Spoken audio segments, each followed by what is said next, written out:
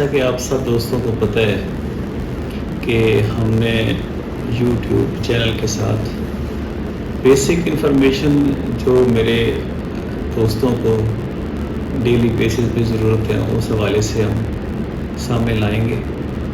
اس کے ساتھ ساتھ میری یہ کوشش ہے کہ ہم جتنے بھی لا اسٹوڈنٹس ہیں جو کالجز میں ایک نئے عزم کے ساتھ آئیں گے, اس پروفیشن کو چوز کریں گے, اس کے بعد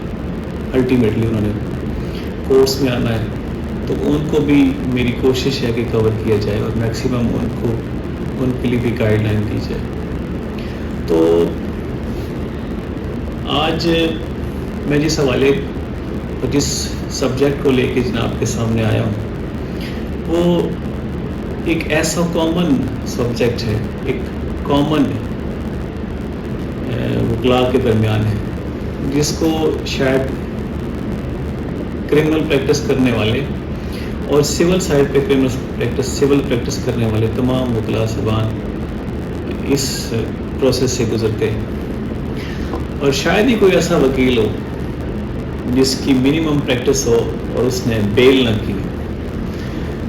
بیل پہ بہت سارے دوستوں نے بہت سارے مختلف اپنے اپنے انداز سے ٹاپک کو لے کے چلے, لیکن میری کوشش ہے کہ میں ایسے ٹاپک کو لے کے ایسے سبجیکٹ کو لے کے چلوں اور اس انداز سے چلوں جو بیسک ریکوائرمنٹس ہیں ہماری میرے دوستوں کی, ان کو پورا کیا جائے. ان لا لیکچرز کا مقصد عوام الناس کو جہاں تک پبلک ایٹ لارج کو جہاں تک انفارمیشن دینا, اس سے کہیں زیادہ میرے اپنے جو دوست ہیں جو اس پروفیشن سے ہیں, جو میرا پارٹ ہے, ان کو جو مسائل درپیش ہیں ان سے آگاہ کرنا, اور جو خصوصاً وہ جو وکلاء صاحبان ہیں جو ابھی اسٹارٹ اپ میں, ان کو ان مسائل سے نکالنا ہے. تو آج میں جس ٹاپک کے اوپر بات کرنا چاہوں گا وہ ہے بیل. بیل میں ہم جیسے ہی سب سے پہلے ہم بیل کے حوالے سے بات کرتے ہیں تو ہمارے ذہن میں یہ آتا ہے کہ یہ بیل یا ضمانت کسی شخص کو کسی مقدمے میں دیے جانے یا کسی ایف آئی آر کے ہونے کے بعد دیا جانا مقصود ہوتی ہے. تو کیا یہ بیل کیا اس کے ایس سے پہلے بھی ہو سکتی ہے, اور کیا ایس ہو جائے تو اس کے بعد بھی ہو سکتی ہے؟ کون کون سی ایسی سٹیجز ہیں جہاں پہ آپ بیل موو کر سکتے ہیں؟ ہمارے کچھ دوست ڈیلی روٹین میں ہم دیکھتے ہیں کہ بیل کو لے کے لوگ ہمارے پاس جب آتے ہیں تو اتنے سیریس ہو جاتے ہیں, اور جو نئے دوست ہیں وہ بیل کو ابھی فزیکل ریمانڈ چل رہا ہوتا ہے ایک اکیوز کا, تو وہ بیل کے لیے کوشش کرنا شروع کر دیتے ہیں کہ شاید فزیکل ریمانڈ کے دوران ہی بیل فائل ہو سکتی ہے. تو یہاں میں گزارش کر دوں کہ فزیکل ریمانڈ جب تک کمپلیٹ نہیں ہوگا تب تک بیل آپ کی بیل آفٹر ریسٹ فائل نہیں ہو سکتی. دوسری جو بات ہے وہ یہ ہے کہ ایک شخص جس کو کسی ڈکیتی کے کیس میں اریسٹ کر لیا گیا ہو اور اس ڈکیتی کے افینس کے لیے اس کو آئیڈینٹیفیکیشن پریڈ کے لیے جوڈیشل کر دیا جائے, اور ابھی اس کی آئیڈینٹیفیکیشن پریڈ ہونی مقصود ہو, ابھی وہ پروسیس چل رہا ہو, تو آپ اس آئیڈینٹیفیکیشن پریڈ سے پہلے بھی بیل موو نہیں کر سکتے, کیونکہ ابھی اس کے آئیڈینٹیفیکیشن پروسیس کے لیے ڈیٹ فکس ہو گئی ہے, وہ شاید 1 ہفتے کے لیے 10 دن کے لیے. اور ریسنٹلی جو ابھی ڈیولپمنٹ ہوئی ہے اس میں انہوں نے کورٹس نے ایپیکس کورٹ نے کہا کہ آپ اس کو منیمم 12 دن کے اندر کریں, کنکلوڈ کریں. اب آئیڈینٹیفیکیشن پیریڈ ایک طرف ریکوائر ہو اور دوسری طرف آپ اسی کیس میں اس کی بیل موو نہیں کر سکتے. تو ان تمام چیزوں کو ذہن میں رکھتے ہوئے ہمیں آفٹر ریسٹ بیل پہ جانے سے پہلے میں پری ریسٹ بیل اور آفٹر ریسٹ بیل یہ 2 بیلیں ہیں یا 2 کائنڈز ہیں جن کے اوپر بات کرنا چاہوں گا. اب پری ریسٹ بیل, پوسٹ اریسٹ بیل, اور ایک اور بیل ہے جس کے بارے میں اکثر بات ہوتی ہے, پروٹیکٹیو بیل. کیا یہ تینوں بیل ہیں؟ لیکن میں یہاں پہ وضاحت جب کروں گا تو جناب کے سامنے اپنے دوستوں کے سامنے یہ بات کو رکھوں گا کہ یہ بیلز تو 2 قسم کی ہیں, پری ریسٹ اور پوسٹ ریسٹ. اب جو پروٹیکٹیو بیل ہے یہ پری ریسٹ میں ہی فال کرتی ہے, آپ اسے اسے پری ریسٹ بیل کے ہی اس کیٹیگری میں فال کرتے ہوئے دیکھیں گے. اس کا مقصد بھی پری ریسٹ ہی ہے، لیکن وہ کنڈیشنل ہوتی ہے اور خاص پیریڈ کے لیے دی جاتی ہے اور وہ کہیں بھی فائل کر سکتے ہیں. اب ہم جب بیل کو لے کے ڈسکس کرتے ہیں تو سب سے پہلے پری ریسٹ بیل ہے، پھر پوسٹ ریسٹ بیل ہے. اب پری ریسٹ بیل پہ اگر ہم چلے جائیں تو پری ریسٹ میں ہی پروٹیکٹیو بیل ہے. اب پری ریسٹ بیل نارملی ہمیں فائل کرنی پڑتی ہے کورٹ آف سیشن میں. اب پروٹیکٹیو بیل کو لے کے چلیں گے تو پروٹیکٹیو بیل کو آپ کو ہائی کورٹ میں فائل کرنی ہوگی، جو کہ اس تھانہ جس تھانے کا دودھ میں آپ کے ایف آئی آر ہوئی ہے اس تھانے کا دودھ میں، اگر آپ کا پرنسپل سیٹ ہے لاہور ہائی کورٹ لاہور میں ہے تو لاہور ہائی کورٹ، اور لاہور سے ادر دین کسی اسٹیشن پہ ڈویژن میں ہے تو آپ کو جیسے اس پروفیشن میں آنے کے بعد چیزیں آہستہ آہستہ پتہ چلیں گی. تو لاہور ہائی کورٹ کی ہی بینچ ہے، راولپنڈی بینچ، پھر آپ بہاولپور بینچ اور ملتان بینچ میں بھی فائل کر سکتے ہیں. اس پروٹیکٹیو بیل کا مقصد نہ صرف آپ پنجاب میں فائل کر سکتے ہیں، اگر آپ کراچی میں ہیں سندھ میں ہیں تو آپ کراچی میں فائل کر سکتے ہیں، سندھ ہائی کورٹ کے سامنے جا سکتے ہیں، خود کو سرنڈر کر سکتے ہیں. آپ پشاور میں ہیں تو پشاور ہائی کورٹ میں فائل کر سکتے ہیں، اور اگر آپ کوئٹہ میں ہیں تو وہاں فائل کر سکتے ہیں کوئٹہ ہائی کورٹ میں. وہاں سے پروٹیکٹیو بیل لینے کے لیے آپ کو کورٹ 10 دن کے لیے، ایک ویک کے لیے، یا نارملی 15 ڈیز سے ابو نہیں ہوتی تو آپ کو کورٹ بیل دیتی ہے. تو آپ وہ پروٹیکٹیو بیل لینے کے بعد، اس آرڈر کو لینے کے بعد، آپ جو اپنی کورٹ آف سیشن ہے اس کی جورسڈکشن میں آ کے دوبارہ ود ان گیون پیریڈ آپ دوبارہ پری ریسٹ بیل فائل کریں گے اور کورٹ کے سامنے سرنڈر کریں گے. یہ پروٹیکٹیو بیل کا مختصر سا تعارف میں آپ کے سامنے کروا رہا ہوں. پروٹیکٹیو بیل کے لحاظ سے یا اس کی نوعیت، اس کی ڈیٹیل، اس کی علیحدہ ایک پورا لیکچر ہم کوشش کریں گے آپ کے سامنے لے کے آئیں. اسی طرح پوسٹ ریسٹ کے حوالے سے بھی علیحدہ سے لیکچر ہوگا. اس وقت میں صرف کائنڈز آف بیل کے حوالے سے اس کو لے کے چلا ہوں، اور سب سے پہلے میرا یہاں پہ فوکس ہے پری ریسٹ بیل.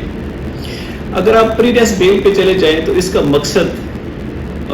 اگر دیکھا جائے تو جوڈیشری میں پری ریسٹ بیل کا مقصد جب یہ لانچ ہوا، انٹروڈیوسڈ ہوا، یہاں میں یہ بتاتا چلوں گا کچھ ایسے بھی ہیں یہاں پہ اب اس وقت ہمارے پروملگیٹ ہیں لا، جن میں بیل کے کنسیپٹ کو منیمائز کیا گیا ہے، لیکن ان تمام چیزوں کے ہوتے ہوئے پری ریسٹ کے جو کنسیپٹ ہے اس کو کبھی بھی منیمائز نہیں کیا گیا. پری ریسٹ کا جو کنسیپٹ ہے وہ چاہے کسی قسم کا اسپیشل لا ہو، وہ آپ کے دہشت گردی کے مقدمات ہوں، ایف آئی اے کے ہوں، نیب کے ہوں، یا کامن جیسے ہمارے پی پی سی کے تحت ہیں، تعزیرات پاکستان کے تحت جتنے offences ہیں ان سب میں پیرلرز تمام قوانین میں جو پری ریسٹ کا کنسیپٹ ہے اس کو کورٹس نے، even honourable apex court, supreme court تک اس کو ایڈمائر کیا گیا. اور اس کا مقصد کیا ہے؟ پری ریسٹ کو لے کر ہم اتنے زیادہ سیریس کیوں ہو جاتے ہیں، اور کچھ لوگ ہمارے پاس جب کلائنٹس کی شکل میں آتے ہیں تو وہ اتنے زیادہ سیریس ہوتے ہیں کہ جی ہمیں آپ اس انداز سے ہماری وکالت کریں کہ ہماری ریسٹ نہ ہو. اور یہ وکیل کے اوپر سب سے بڑا پریشر ہوتا ہے اس وقت کہ جب آپ کے پاس کسی افینس میں کوئی کلائنٹ آتا ہے اور وہ ڈیمانڈ کرتا ہے کہ میری اریسٹ نہ ہو. اب اریسٹ سے بچنے کے لیے آپ کو کلائنٹ کو، اور میرے دوست جو وکلا ہیں ان کو اپنے کلائنٹ کو یہ چیز سمجھانا ہوگی کہ کون سے ایسے کیسز ہیں یا کون سے ایسے کیسز کے پری ریکوزٹس ہیں جہاں پہ آپ جا کے اپنے کلائنٹس کو یہ کنفرم کر سکتے ہیں کہ آپ کی پری ریسٹ بیل کنفرم ہوگی، اور کون سے ایسے ایشوز ہیں جہاں پہ آپ کاؤنسلنگ کریں گے کہ یہ بیل ہونے کے یا نہ ہونے کے 70% چانسز ہیں یا 50% چانسز ہیں، جہاں پہ انویسٹیگیشن کی ضرورت ہوگی، جہاں پہ ریکوری کی ضرورت ہوگی، جہاں آپ کے ساتھ جہاں آپ اپنا کیس میلافائڈی اور الٹیریئر موٹیو سے نکال نہیں سکتے. اور اگر آپ یہ دونوں ایلیمنٹس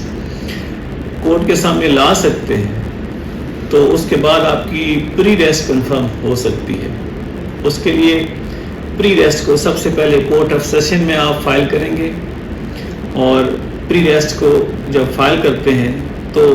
ڈائریکٹلی آپ کو 498 CRPC آپ کو پرووائڈ کرتی ہے. 498 CRPC پری ریسٹ بیل کے حوالے سے وہ تمام فیسلٹیز جس کے اوپر یہ پورے کا پورا ایک فریم ورک سٹینڈ کرتا ہے CRPC میں. اب جب ہم پری ریسٹ میں جاتے ہیں تو سب سے پہلے کورٹ آف سیشن میں فائل کرتے ہیں. پھر کورٹ آف سیشن میں فائل کرنے کے بعد پری ریسٹ جو جج صاحب ہیں ایڈ انٹرم بیل کی حد تک آپ کو آرڈر کرتے ہیں. آپ شورٹی بانڈ وہاں پہ جمع کرواتے ہیں, اور جمع کروانے کے بعد پروسیجر اس لیے بتا رہا ہوں کہ یہ جمع کروانے کے بعد پھر آپ کو کورٹ روکار دیتی ہے اکیوز کو, اور آپ انویسٹیگیٹنگ آفیسر کے پاس تھانے میں چلے جاتے ہیں اور بڑی عزت کے ساتھ جاتے ہیں. اس وقت آپ کو کسی قسم کا تھریٹ نہیں ہوتا, پولیس آپ کو اریسٹ نہیں کر سکتی. پھر جب آپ انویسٹیگیشن جوائن کرتے ہیں اور اپنے تمام ڈاکومنٹس, تمام آپ کی جتنی بھی ایویڈنس ہے وہ آپ انویسٹیگیٹنگ آفیسر کے سامنے یا انکوائری کے ذریعے یا ان کے جتنے بالا افسران ہیں پولیس کے ان کے سامنے چیزیں لے کر جاتے ہیں, اور اپنے آپ کی ذات کی حد تک جتنے بھی آپ کے پاس ایویڈنس ہیں وہ ایویڈنس لے کے جائیں گے, اور آپ الٹیریئر موٹیوز اور اس کی حد تک ثابت کریں گے میلافائڈی آف دی کمپلیننٹ اور پولیس جن کی وجہ سے آپ کے اگینسٹ ایک FIR درج ہوگی. اگر انویسٹیگیٹنگ آفیسر یہ مناسب سمجھتا ہے کہ آپ کی اس کیس میں جو موجودگی ہے, آپ کا جو رول ہے, وہ کمپلیننٹ نے کسی دشمنی کی وجہ سے, کسی گرج کی وجہ سے, یا کسی اور ریزن کی وجہ سے, یا بغیر کسی وجہ سے صرف نام دے دیا اور کرول نہیں دیا, اور اس کے پیچھے کوئی اس کے مقاصد تھے جن مقاصد کو وہ بیان نہیں کر سکا, سامنے انویسٹیگیٹنگ آفیسر کے لا نہیں سکا,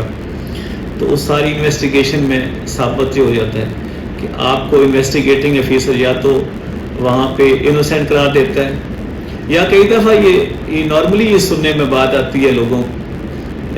لوگوں سے کہ جی مجھے انہوں نے انوسینٹ نہیں قرار دے دیا, بلکہ انہوں نے مجھے اس طرح کیا ہے کہ عدالت کے رحم و کرم پہ چھوڑ دی.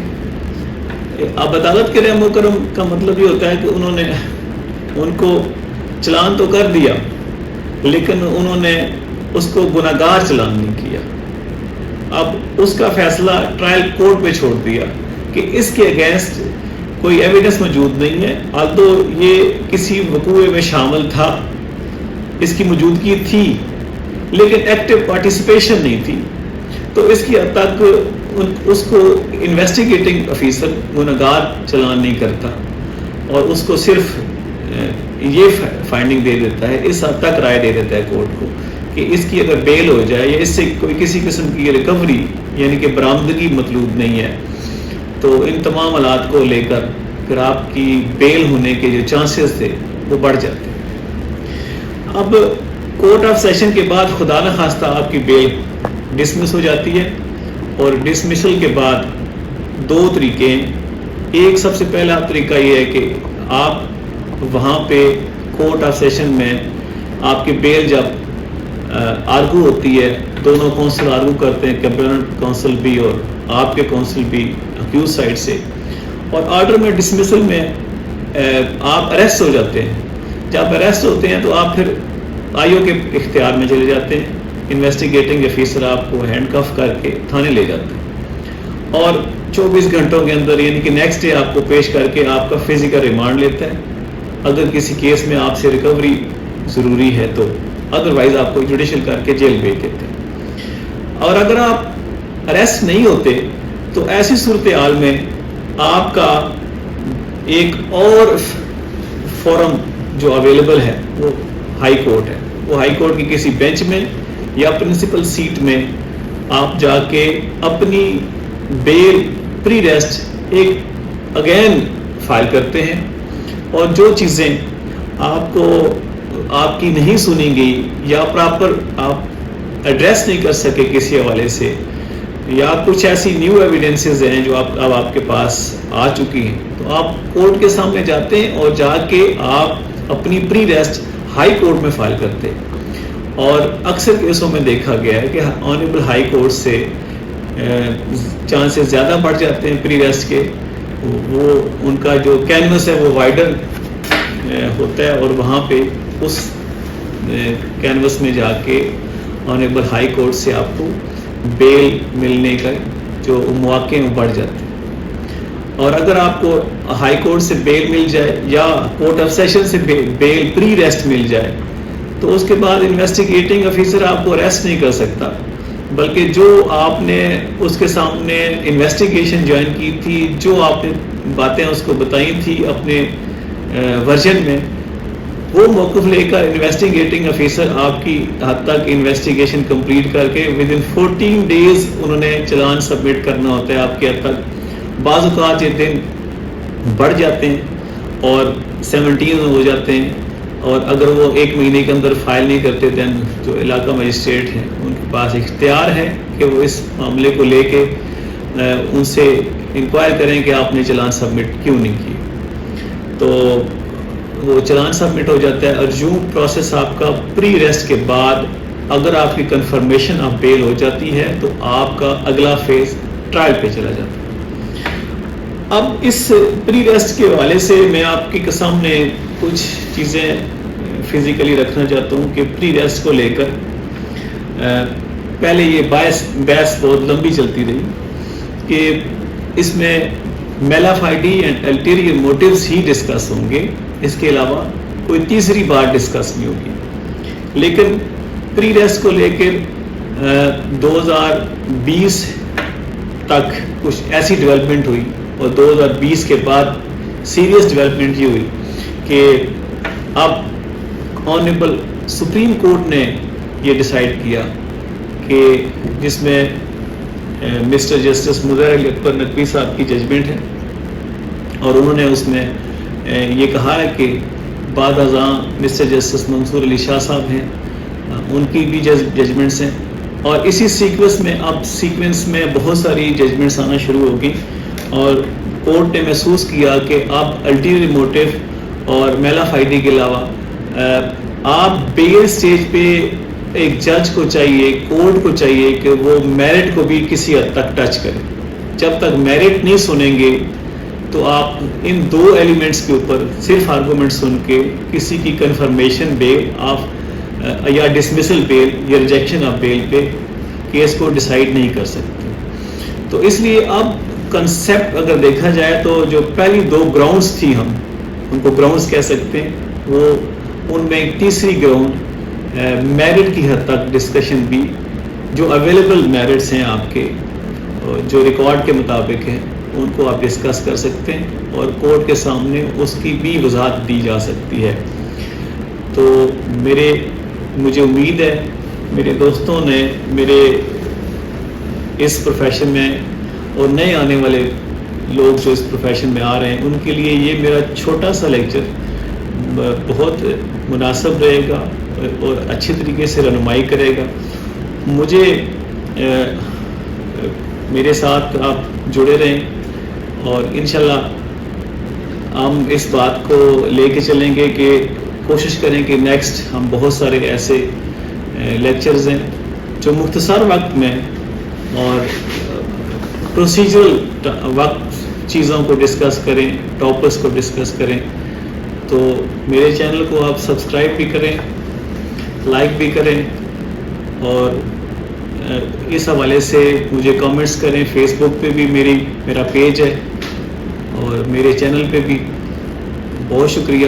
اللہ حافظ۔